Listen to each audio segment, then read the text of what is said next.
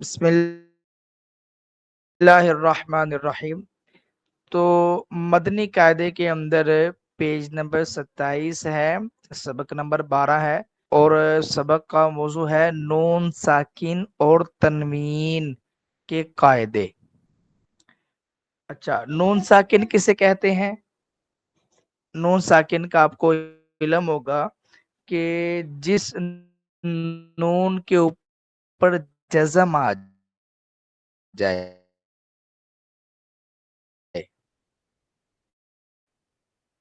جزم کیسے کہتے ہیں؟ دائے۔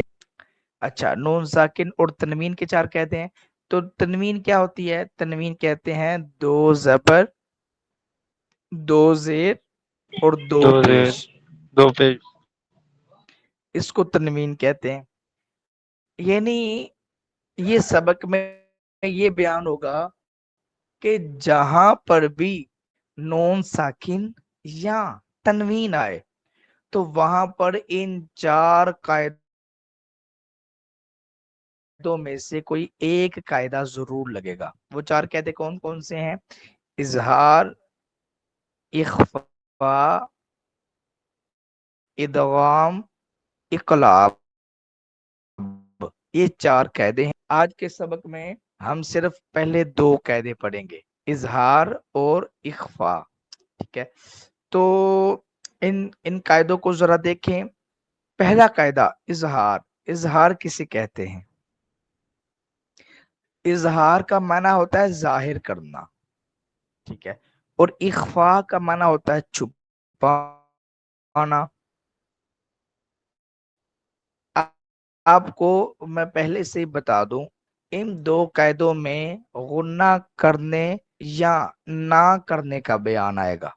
تو اظہار کا معنی ہے ظاہر کرنا، اخفاء کا معنی ہے چھپانا، اور غنہ کسے کہتے ہیں؟ غنہ کہتے ہیں آواز کو ناک میں چھپانے کو، ٹھیک ہے؟ تو اس کا مطلب یہ ہوا کہ جب ہم کہیں گے یہاں پر اخفاء ہو رہا ہے تو اس کا مطلب ہوگا کہ یہاں پر غنہ ہو رہا ہے، اور اگر ہم یہاں کہیں کہ اظہار ہو رہا ہے تو پھر اس سے بات سمجھ آئے گی کہ یہاں پر غنہ نہیں کرنا، صحیح ہے؟ چونکہ اظہار میں آواز کو جب ظاہر کر دینا ہے، آواز کو ناک میں چھپانا ہی نہیں، ظاہر کر دینا ہے، تو پھر ظاہری بات ہے کہ وہ وہاں پر غنہ تو نہیں کریں گے۔ تو اظہار اور اخفاء کا یہ معنی ہے، ٹھیک ہے؟ اگلی بات، اب آئیں دیکھیں اظہار کسے کہتے ہیں۔ تو اگر آپ چاہے اوپر دیکھ رہے ہیں لیکن آپ ذرا جو ہے نا وہ توجہ سننے کی طرف کریں تو پھر آپ کو بات ذرا جلدی آ جائے گی۔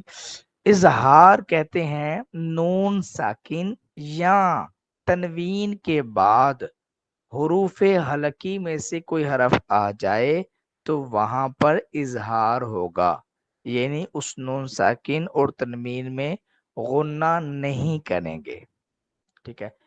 اب اظہار کا یہ قاعدہ ہے کہ نون ساکن یا تنوین کے بعد حروف حلقی میں سے کوئی آ جائے، یعنی آپ نے جہاں پر بھی دیکھا نون ساکن یا آپ نے دیکھی تنوین، آپ نے فوراً اس کے بعد دیکھنا ہے کہ اس کے بعد کون سا حرف ہے، ٹھیک ہے؟ اگر تو حروف حلقی میں سے کوئی حرف آ گیا، حروف حلقی کتنے ہیں؟ 6 ہیں، وہ پہلے ہی دن ہم نے پڑھے تھے، حمزہ، ہا، عین، ہا، عین، خا۔ تو یہ 6 حروف میں سے اگر کوئی حرف نون ساکن یا تنوین کے بعد آ جائے تو وہاں پر اظہار ہوگا، اظہار کریں گے، ظاہر کر کے پڑھیں گے، یعنی غنہ نہیں کریں گے، ٹھیک ہے؟ یہ تو ہو گیا اظہار کا قاعدہ۔ تو اسی کے الٹ کر لیں تو اخفاء سمجھ آ جائے گا۔ نون ساکن یا تنوین کے بعد اگر حروف اخفاء میں سے کوئی حرف آ جائے تو وہاں پر اخفاء کریں گے، یعنی چھپا دیں گے۔ چھپانے سے کیا مراد ہے؟ یعنی آواز کو ناک میں لے جائیں گے، تو آواز کو ناک میں لے جانے سے وہاں پر غنہ کی حالت، غنہ کی کیفیت پیدا ہوگی۔ اچھا بھائی، یہ میں نے آپ کو بتا دیا ہے اظہار اور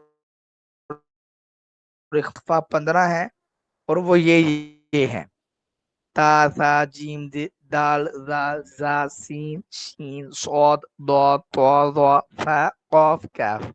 یہ 15 حروف ہیں، ان کو حروف اخفاء کہا جاتا ہے. تو اگر نون ساکن تنوین کے بعد یہ 15 حروف میں سے کوئی حرف آ جاتا ہے تب تو وہاں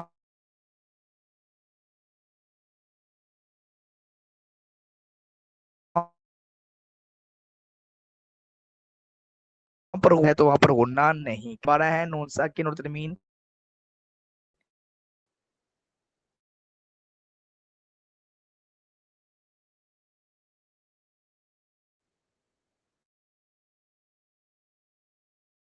اظہار اور اخفاء.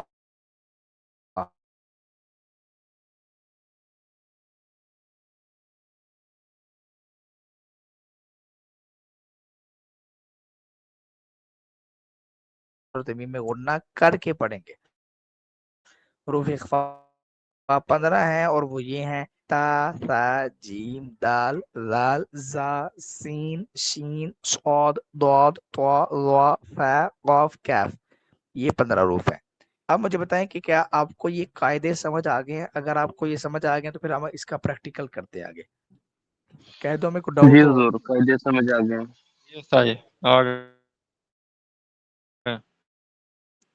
اب جی آئیں پریکٹیکل کے اوپر. سب سے پہلا لفظ ہے من اجلن. آپ نے سب سے پہلے دیکھنی ہے کہ کیا اس میں نون ساکن یا تنوین ہے. تو کچھ چیز نظر آ رہی ہے دونوں میں سے کوئی؟ نون ساکن یا تنوین میں سے کوئی چیز نظر آ رہی ہے من یہ حضور نون اجلن میں؟ ساکن ہے. نہیں جی اس میں نون ساکن ہے نون ساکن ہے اور تو کچھ نہیں. اور تنوین ہے لیکن وہ لام پر ہے. ہاں تنوین ہے لیکن وہ آخر میں ہے. تو ہم نے صرف اس نون ساکن تنوین کو دیکھنا ہے کہ جس کے بعد بھی کوئی حرف ہو. تو وہ لام جو ہے وہ آخر میں ہے، اس کے بعد کوئی حرف ہی نہیں، تو لہٰذا اس پر کوئی قاعدہ بھی نہیں لگے گا. ٹھیک ہے. تو نون ساکن آ گیا. اب آپ نے دیکھا نون ساکن کے بعد کون سا حرف ہے، حروف اخفاء میں سے ہے یا حروف ہلکی میں سے؟ جی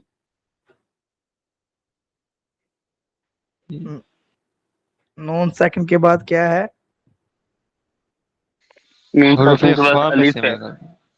الف. نہیں حروف ہلکی میں سے ہے. ہلکی میں سے حمزہ. ہاں ہلکی میں سے حمزہ ہے. حمزہ ہے کیونکہ یہ الف نہیں ہے. الف کے اوپر جی جب کوئی حرکت آ جاتی ہے تو وہ الف نہیں رہتا.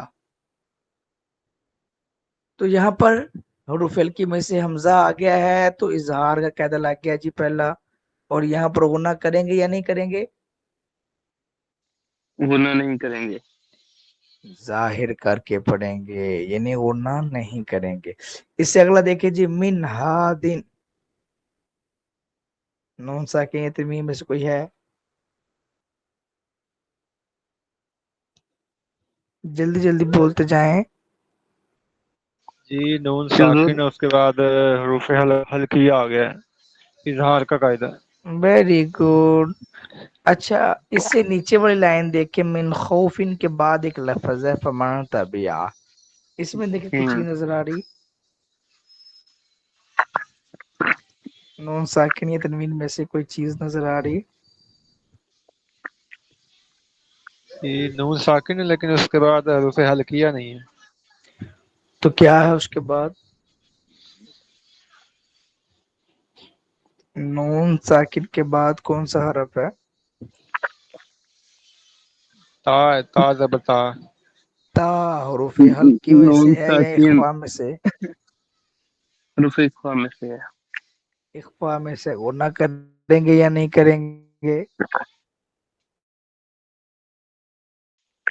گناہ کریں گے. بالکل چھپا کے کریں گے پڑھیں جی. گے. اتنی سی ہی بات